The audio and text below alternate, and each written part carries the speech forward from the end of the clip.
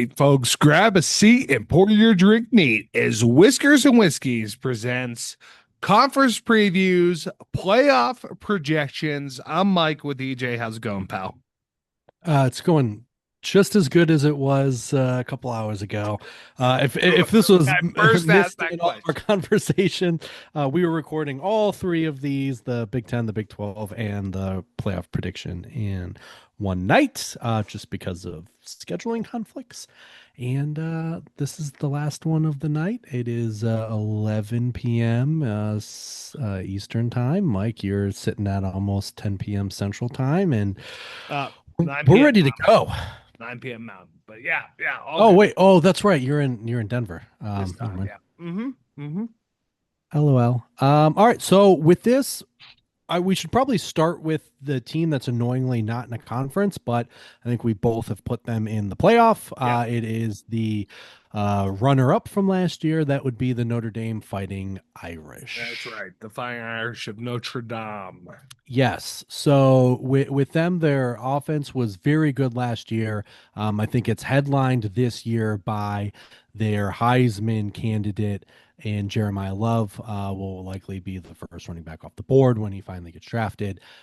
So they not only bring back a really good offensive line, which is going to do a great job of helping him win that Heisman. But they also have a five-star kid, little bit of drama with him going to Notre Dame and CJ Carr, because for all of you people from where I live, know him as the grandson of the great Lloyd Carr, the Michigan head coach. And there were a lot of people upset that he did not choose Michigan as his school. So it'll definitely be Underwood versus CJ Carr, because they wouldn't have gotten them both right. If Carr was there, Underwood would not be.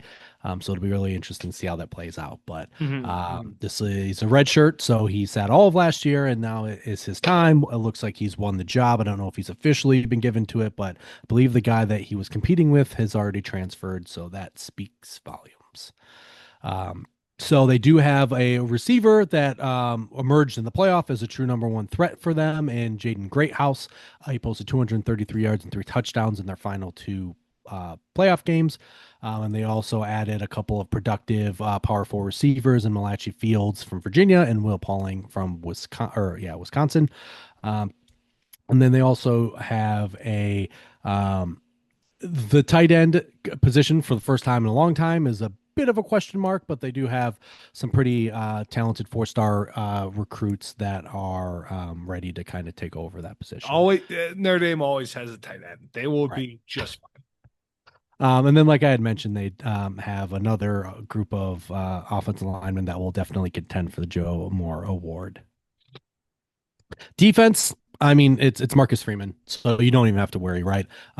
They were fantastic defensively last year. Was really the reason why they got as far as they did, and that defense is going to continue to be amongst the best, even with. The departure of four of the stars who were drafted in the draft in the NFL. Um, but yeah, I mean, I don't know if you want to get into exact names on defense, but I mean, you can basically hash out Notre Dame is going to be just as good on defense, and then on offense they have a fantastic offensive line, Heisman candidate running back, and highly touted yet unexperienced quarterback, which in my eyes, I believe in your eyes as well, is going to lead them back into the playoffs. Yes, yes. And with their schedule, it is what it is. If they just if they if they win out, or even if they have to happen to stumble, even if it's against NIU, they can still make it in. No, they can still make it in, they can still go all the way. So yeah, definitely agree. Notre Dame is worth mentioning because I as well have them in my playoff picture too. But with that being said, let's talk about our playoff pictures. Let's talk about where we're at. So how do we want to do this? Perhaps we do a quick recap of our conference championships, because then that will help a little bit with some of the seeding, right? Sure. So for me, I had in the Big Ten Penn State over Oregon. EJ, you also had Penn State over Oregon. In the SEC, I had the Texas Longhorns over the Crimson Tide. EJ, you had Texas over Georgia. For the ACC, we both have the Tigers over the Bees. Is that correct? Correct. And then in the Big 12, which we just wrapped up, I have Arizona State over Texas Tech, and you have Arizona State over Baylor. So with that being said, I think obviously the first four in for us would be our conference champions. So we're the same conference champions: Penn State, Texas, Clemson, Arizona State, right? Yes, but the seating is going to be important. Seeding, yes. No longer do the conference champions get an automatic first round bye, which I think is a good change. I think that makes a lot of sense, right? Yeah, So, yeah, it does. but yes, agree. So now we agree that the Penn State, Texas, Clemson, Arizona State will all be in our brackets. They get their automatic ins. Now it comes down to who's going to do what, who's going to play what.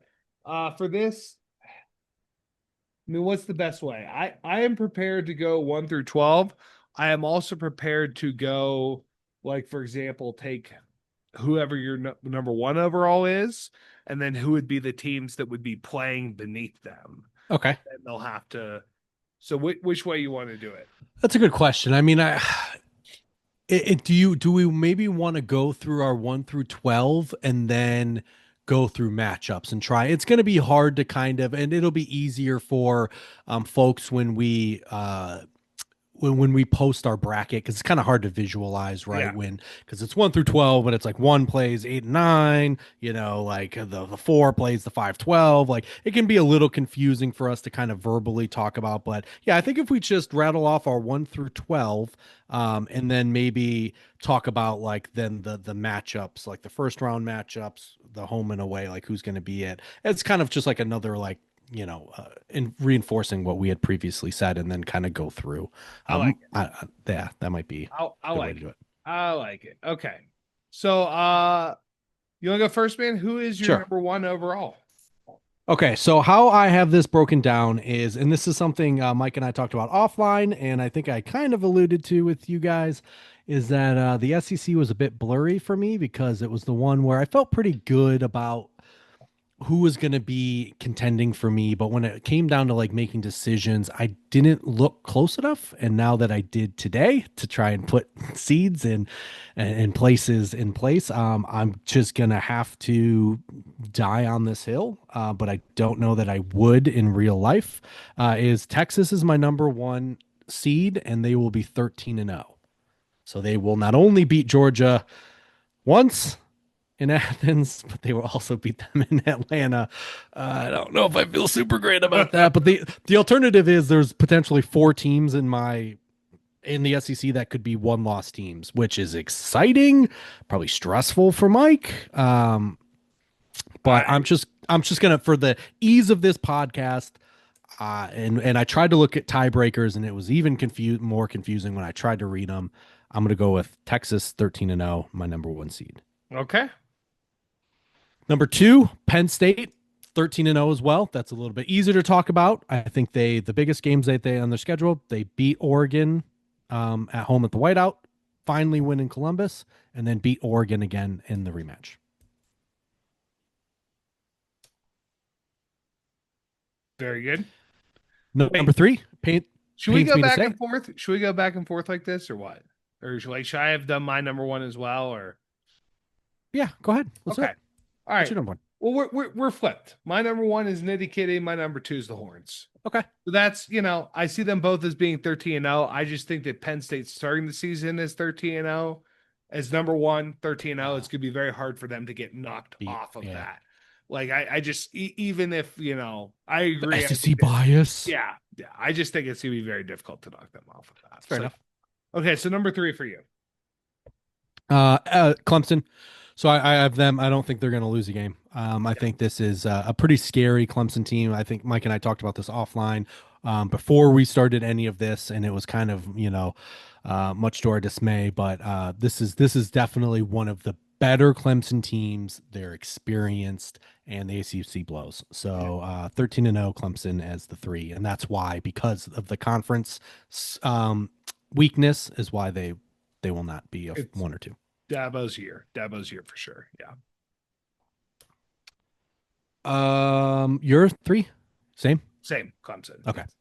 Yes. My number four. This was tough, and I don't feel super confident about it, but I just really do think, even though people bitched about it last year, I think if Arizona State goes 12-1, especially with an improved Big 12, I really think it's going to be hard to justify a one-loss conference winner over either a one-loss I don't have a conference, or a one-loss I didn't make it to my conference championship. Mm-hmm. So I'm going to stick with Arizona State. And I could be wrong because people hated it last year and was probably one of the reasons why they changed it this year. But fuck it. Arizona State, four. Arizona State. Yeah. So for me, it comes down to would I have a one loss conference champion or a two loss runner up to a championship. Um, and I think that they would go for a two loss runner up in the SEC or the Big Ten. And I had to think, okay, who's going to be my two loss runner up that could get this? Is it Oregon, who would have two losses to Penn State in this scenario? Or is it the Alabama Crimson Tide, who I think is going to lose one and then they'll lose a second one in the conference championship game? So I have Alabama as my number 4 seed in the conference in the championships. Yeah, it makes sense. I think Yeah. Arizona State for me is probably my least confident of this seeding. Yes. Yeah. Okay, so my number five, so that comes back to the top team, I think, in this case. And so for me, it really came down to Georgia's two losses, but conference winner, or in the conference championship, versus Alabama's one loss but didn't get in.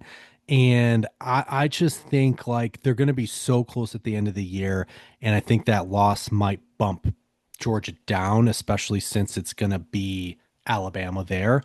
So I think the five for me is going to be Alabama. Okay.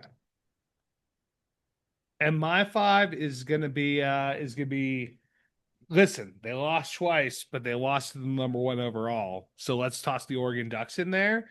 And there's also, a very good chance that Penn State won't see the Oregon Ducks again unless until the semifinals would be the case because it's the 5-12 gets the 4 then, right? So, Yep. yeah.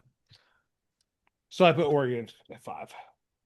Six dogs, no more. The slide stops. The slide stops for the dogs there. Yeah, slide stops. For me, I have to put in the Pac-12 champs at some point. So I'm going to put in Arizona State at number 6. That's where I feel like that the committee, if they put in Alabama over top of the one loss champ, then they'll put the other one two loss champ in there. So that's where I have that. So the next one for me is this is where listeners are probably going to start to turn their head. We kind of alluded to this. Now it's been two episodes ago. Um, this came down to my other one loss SEC school and the two loss Ducks, but made it to the conference championship. I think the Ducks strength of schedule is going to be perceived as less than the SEC because people love the SEC. So I'm going to have to go with the 7 is going to be the Colt out of College Ooh, Station. it's higher than I have them. I like that though. I like that. Um, I like that a lot actually. Okay, so for me, this is where I have the this is where it's like, okay, how many SEC teams do you put in? How many Big Tens do you put in? How high Yep. and everything like that. So, but for me, I think it's gonna be if the Irish go undefeated, or even if they do lose to the Colt, they still went to the Natty last year. So I think having them, other than it's a 12-team playoff, right? Having them below 7, I think is gonna be difficult. So that's where I slotted in the Irish as number 7. Yeah, that's a good call. That's tricky. I just, for me, it's like looking at the rest of their schedule because I do have them losing to A&M. So in my case, like it's a head to head plus the rest of their schedule is just not very good. 8 for me is the Ducks. I do think because they're gonna give them a home game. I do believe that, and I do think that this could be really low for them. But two-loss conference, a runner up. Um, I think this is a good spot for them, but I do think they're going to try and I think Autzen will host a playoff game this year, Yeah. which honestly might bode better for them than what Mhm. happened last year. 8, I have Georgia. So I did have them sliding a little bit, but I also think that they're gonna. I think there's a chance that they end up with 3 losses. So in this scenario, I think they only get 2, but I want to hedge my bet a little bit just in case they lose 3. I think they get 2 losses. So I think we'll put the dogs in there. Okay. 9 is Notre Dame. That's that. Then this is where they fit in Hmm. for me. It's very interesting. Your list has a glaring exclusion. They do, Uh, and it's going to continue to have that. you son of a bitch. Number 9 for me is the Ohio State Buckeyes. Yeah. Because I don't want people to get super mad at me. Uh, you have a 10.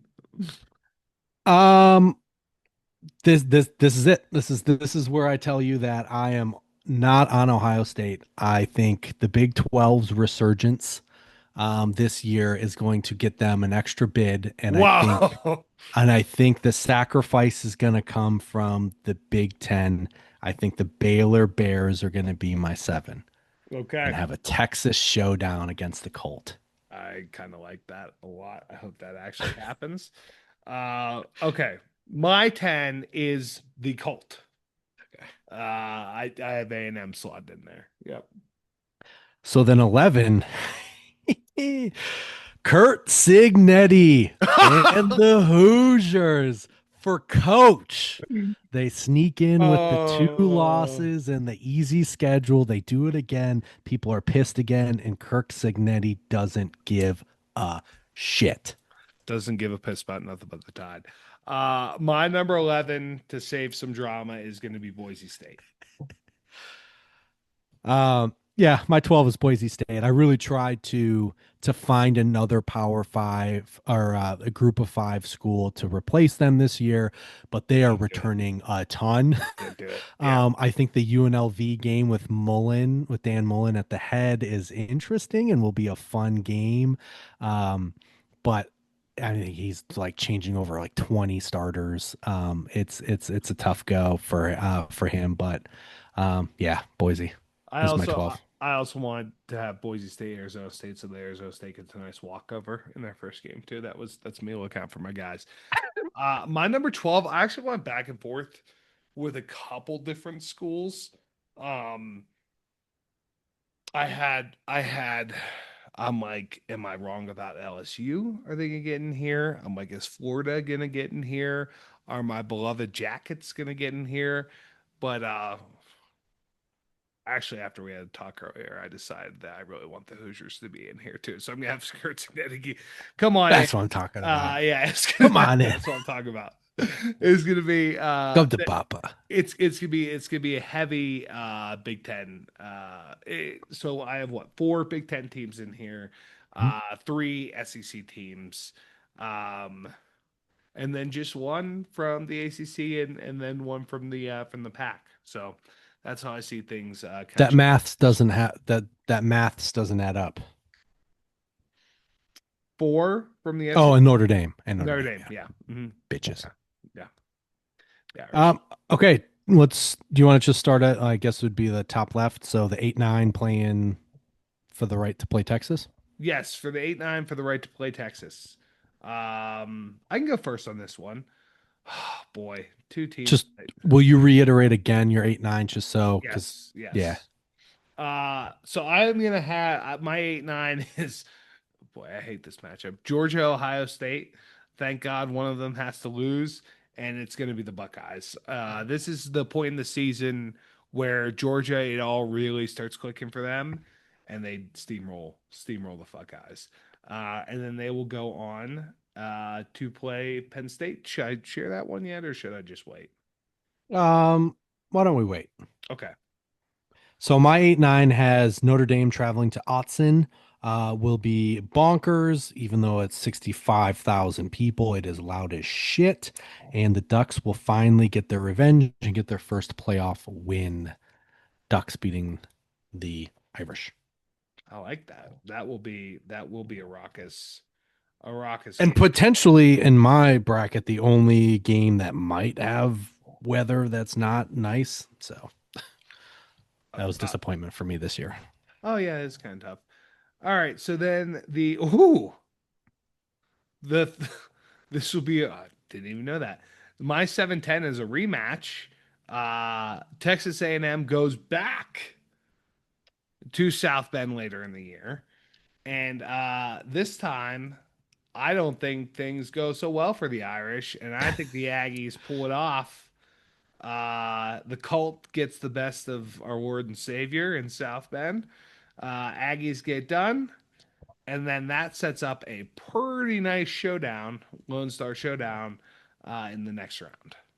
Oh, yeah, yes. My 10-7 is Baylor traveling to the Colton College Station. 12th man, too much. Big win, Aggies. Baylor's season ends, very Cinderella season ends, and probably, bad fashion. But I don't know. Could be fun. I don't know. Hopefully, I'm hoping Baylor just comes out slinging it. But I think ultimately an M wins. Yeah, yeah. Um, okay, then my 6-11. Again, this is me looking out for my guys. Boise State goes to Arizona State, Battle of the States, and Sun Devils are just too much firepower in the desert for our boys for our boys in blue. So I have Arizona State taking that one. My 11-6 is the Hoosiers traveling down to Athens. And after that game, people will ask, how did we let them back in? So Georgia runs over Fun Indiana. stops there. Fun stops Yes. there. Ooh. Um, Kind of gross matchup. 5-12. The much like you, the Hoosiers have to travel to Autzen. It's going to be a real bad time. Oregon gets their first playoff loss. Ducks big, Ducks early, Ducks often. Ducks. So,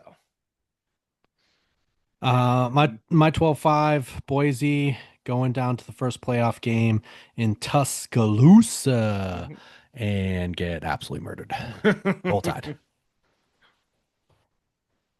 all right. So then that brings us to are quarterfinal matchups. So quarterfinal matchups. So Georgia versus Penn State for me. You know what? The tale as old as time. As long as I really like my quarterfinal matchups, I think this is super interesting. A lot of good stories here. Cats versus dogs. I'm a big dog guy, but cats on top this time, baby. Nitty Kitty keeps it alive.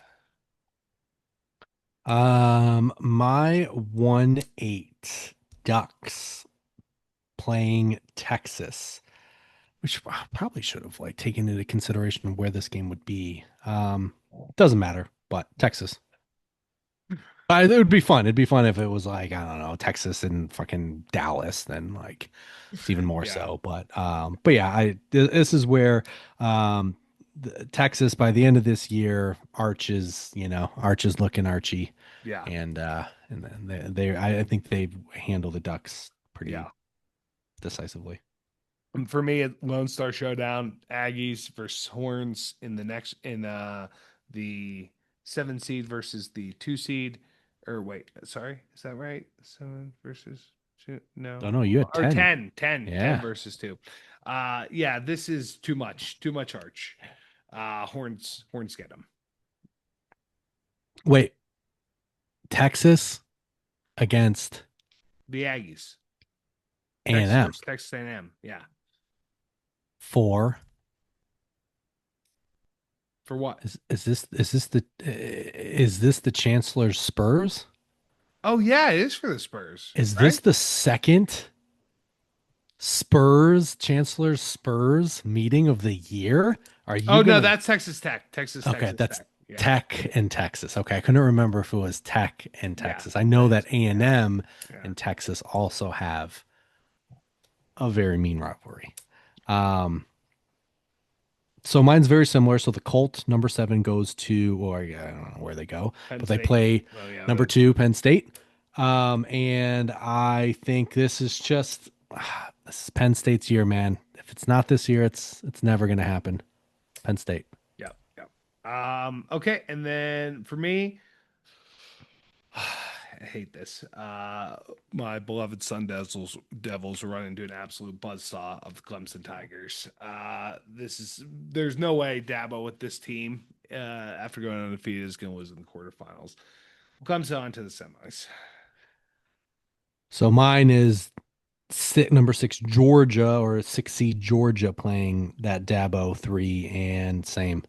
I just think this is a year that Dabo's gonna come under the radar and then start reminding people who's won national championships, Right, including and he's going Kirby. to remember that Georgia Clemson game from last year too. So, Yeah.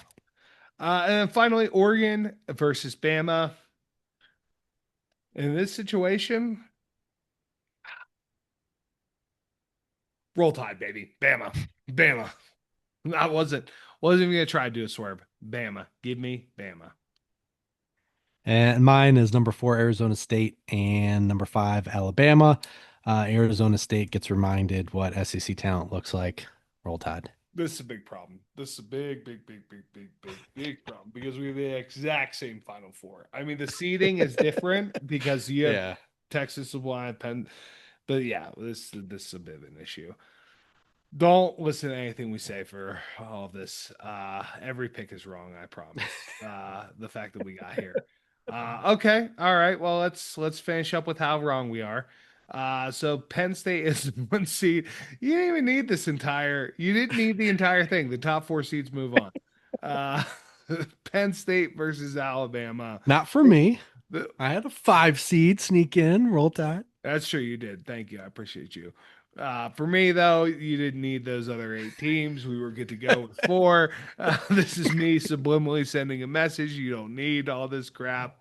Uh, it's going to be Penn State versus Alabama. And I really do think it's going to be Penn State's year this year. So I think that they will get the best of my beloved Tide. I think just too much everything, honestly, for Penn State this year. I think that they've got it going on. How about you? For me, this is number 1 Texas and number 5 Alabama.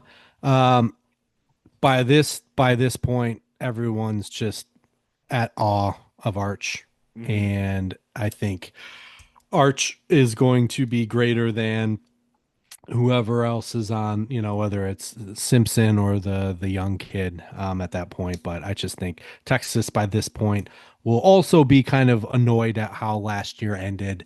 They felt like they should have been in that championship game, and they are going to get there this year. Okay. Okay. And then for me, it is number 2 Texas versus number 3 Clemson, and at least we do differ here because as good as Arch is, I just I just know he's gonna do it. I know that son of a bitch Dabo is gonna ruin it, ruin everything. So I have Clemson heading off to the national championship. I have Penn State playing Clemson in this game, My and national championship. So that's my natty. So I think I think by this point, Penn State will have figured out how to throw the ball. and I think they're going to beat Clemson.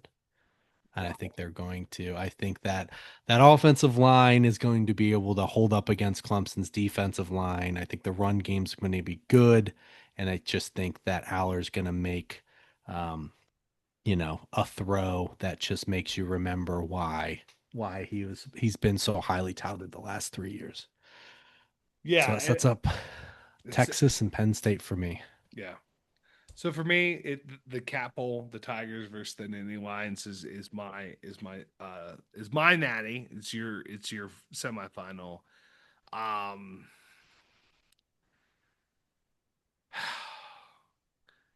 it's like, do you go with yeah? I mean, Penn State, has really good talent and everything like that. But do you go with the guy who you know has never done it versus the guy who does it way too often and it's annoying.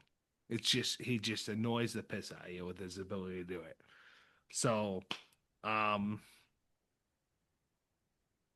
Does Tom fuck it. Allen get his revenge? Yeah, fuck it. Penn State wins this whole thing. Screw it. I just can't. In good conscience, I can't start this season off with thinking that Dabo's gonna win the whole thing. So I'm taking Penn State.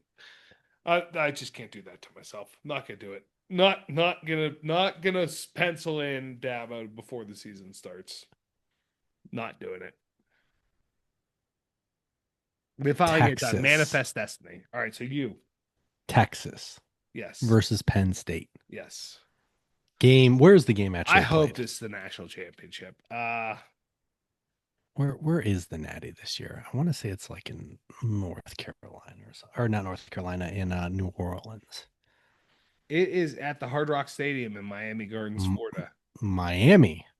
Interesting. Mm-hmm. Okay, so it doesn't really matter. Um, Texas, Penn State. I think this is a very evenly matched game, and it's going to come down to which head coach is going to fuck up the least because Sark has gotten in his own way. James Franklin is James Franklin.